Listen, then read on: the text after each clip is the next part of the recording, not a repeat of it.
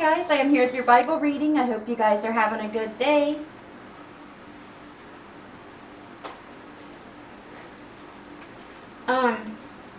Before I click off of this, because it's covering up some of my words, please keep the people in Mexico and the family of the people in Mexico in your prayers. I've been watching all day here as it popped up on my computer. Well, since I've been on here, it keeps talking about the earthquake Mexico had, and it keeps getting worse and worse. The latest report I have on it here says, death toll from Mexico earthquake rises to at least 119. Scores of buildings collapsed, including 44 in the capital city alone. It was like a 7-point something earthquake. Really bad. They got it really bad. I was thinking hurricane when I first seen it, because that's all we've been getting is hurricanes. But this one's an earthquake in Mexico. But there is more hurricanes coming. They said Florida might get hit again too, so you want to keep those people in your prayers, and people of Texas, because they're still trying to recover from that hurricane. I think it's Hurricane Maria now that's coming, and she's supposed to be a bad one too.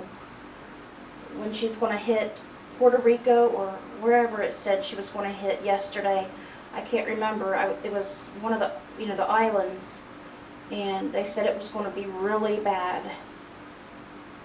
They already knew it was going to be a bad one. So please keep everybody in the storm's paths in your prayers.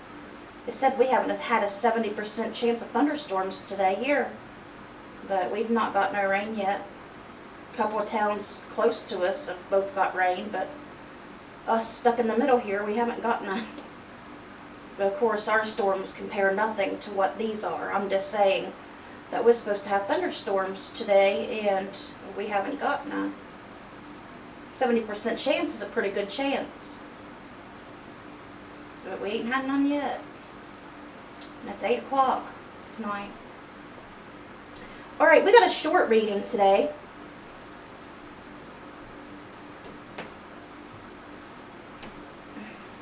We'll be reading Galatians chapter 5. We'll only be reading verses 1 through 12. Psalm 63, we'll be reading verses 1 through 11. And Proverbs chapter 23, verse 22. It'll be saying 17 of the 30 sayings of the wise in the book of Proverbs. We'll be reading in the New International Version if you would like to follow along with me. Sherm, would you like to follow along? Huh?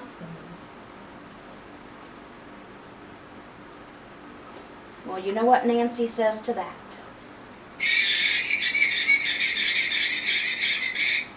She's upset because you won't follow along.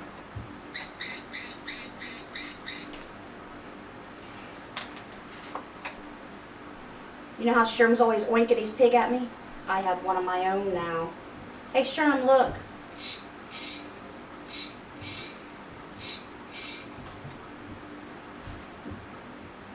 Got my own pig that went back. Sherm's got a duck now.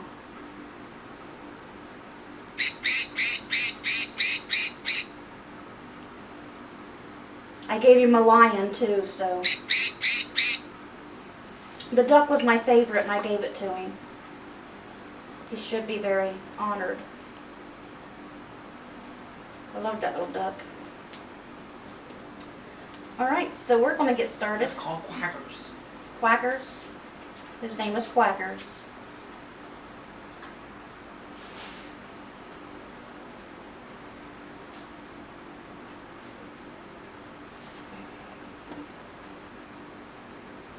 Alright, let's start with Galatians. This will be Paul talking again. No, I'm not crazy. That is undecided at this moment, Sherm. I know what you was doing on camera. Was I doing anything, guys? I was not doing anything. Yeah, you was. You're crazy. I am not saying you're crazy. Yes, you was.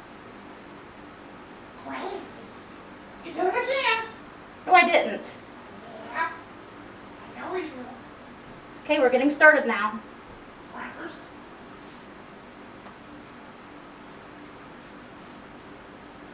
It is for freedom that Christ has set us free. Stand firm then, and do not let yourselves be burdened again by a yoke of slavery. Mark my words, I, Paul, tell you that if you let yourselves be circumcised, Christ will be of no value to you at all. They're always fighting over whether the Gentiles should be circumcised or not circumcised, because Peter and all the original apostles, Jesus' disciples there, they all voted on it and decided that they did not have to be circumcised like the Jews, because Christ accepted them and wanted let them, us, the Gentiles, anybody who is not a Jew is a Gentile. Christ accepted the Gentiles and let them believe in him, and he came into their life just like he did the Jews. He showed Peter and them that he loved the Gentiles just as much as he loved the Jews. And he loved them and accepted them before they were circumcised.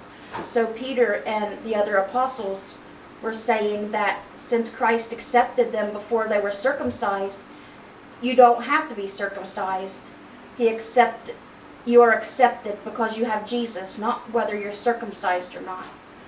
And like Paul's going to say, if you're circumcised, you have to follow the whole law, which is the law of Moses as well. But if you're not circumcised, you don't got to worry about that law. You're just in the law of Jesus, the New Testament. You'll see Paul say it. Again, I declare to every man who lets himself to be circumcised that he is obligated to obey the whole law. You who are trying to be justified by the law have been alienated from Christ. You have fallen away from grace. For through the Spirit we eagerly await by faith the righteousness for which we hope. For in Christ Jesus neither circumcision nor uncircumcision has any value. The only thing that counts is faith, expressing itself through love. The only thing that matters is Jesus. Whether being circumcised or uncircumcised, that does not matter. That was back in the Old Testament when God made a covenant with Abraham, our ancestor or our father. Abraham. The New Testament is what is about Jesus. It all came along. All that went away when Jesus came. He took it all away. And the only thing you got to have now is Jesus in your life. You got to love Jesus and accept him into your life. That's the only thing that matters.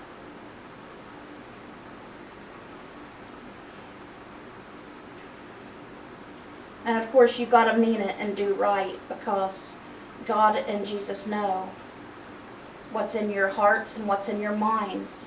They know when you're lying. So you can't, like I said over and over and over, you can fool man. Anybody on this earth can be fooled. You can fool anyone, but you cannot fool God. He knows what you're going to say and think before you even come up with it. Don't believe that, try it and see. It's the truth.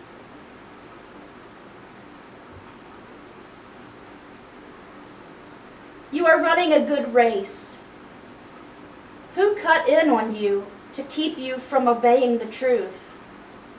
That kind of persuasion does not come from the one who calls you. A little yeast works through the whole batch of dough. Which Paul is trying to mean by that is, if you, like everyone, let's just say, like I explained this the other day, if you're like, you was bad, really bad, and then you decided to turn your life over to God, you found Christ in your life, so you changed your life, and then you just start hanging around letting all these bad people back into your life, and they don't want to change. They don't believe in God. They don't want to change. All they do is do bad things, really bad things, and they want you, keep trying to get you to do it with them. Even if it's just one bad person. And you're continually with them and they're trying to get you to do bad, and they have no interest in changing for the better like you did. They're going to keep working on you, and the bad's going to go from them to you because they're not going to stop. You're not supposed to have that kind of negativity in your life, because a little yeast works through the whole batch of dough. You let that person in and all those bad things in, it's going to start coming over to you, and you're going to start doing bad things again. Because trust me, those kind of people like that do not let up. I have been in that situation more than once. They will not let up.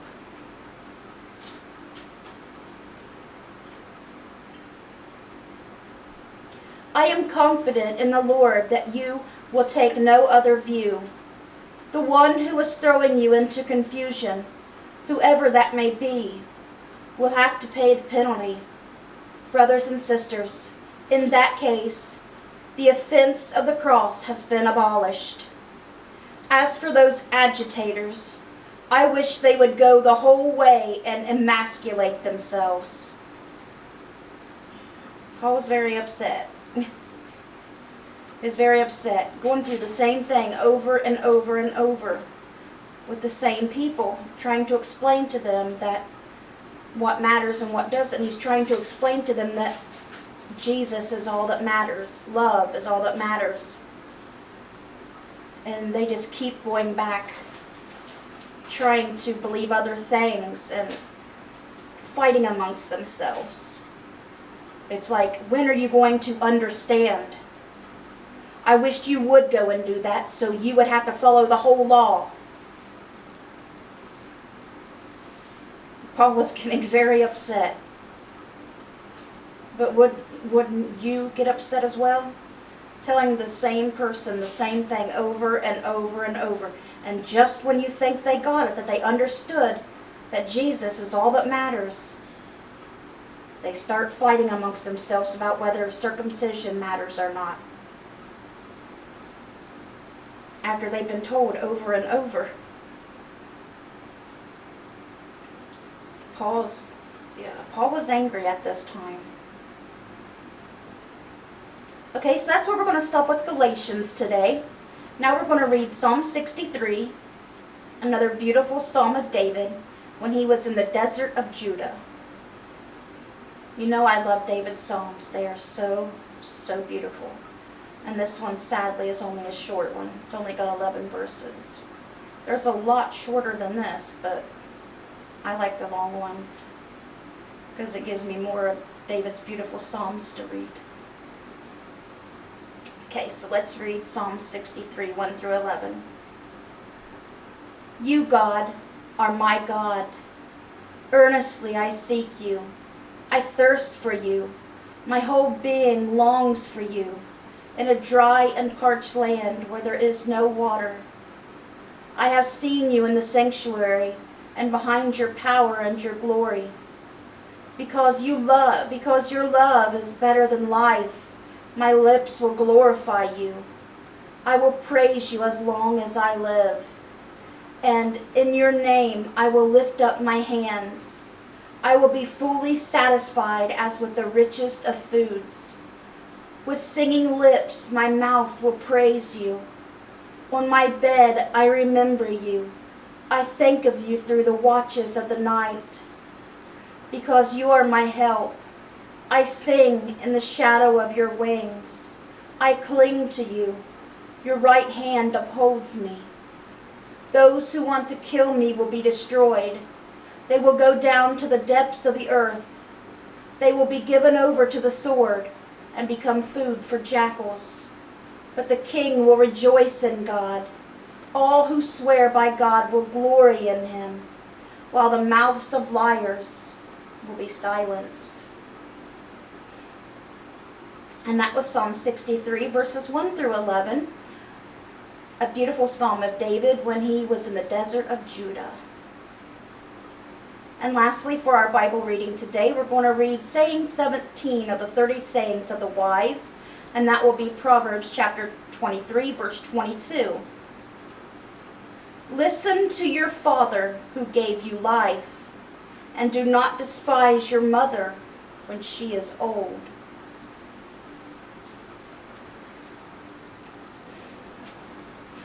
Alright guys, that was our Bible reading for today. I hope it touched your guys' hearts. I hope you guys have a great rest of your day. Let's bring those souls to Jesus, and God willing, we'll see you guys again tomorrow with another Bible reading. Bye guys. God bless.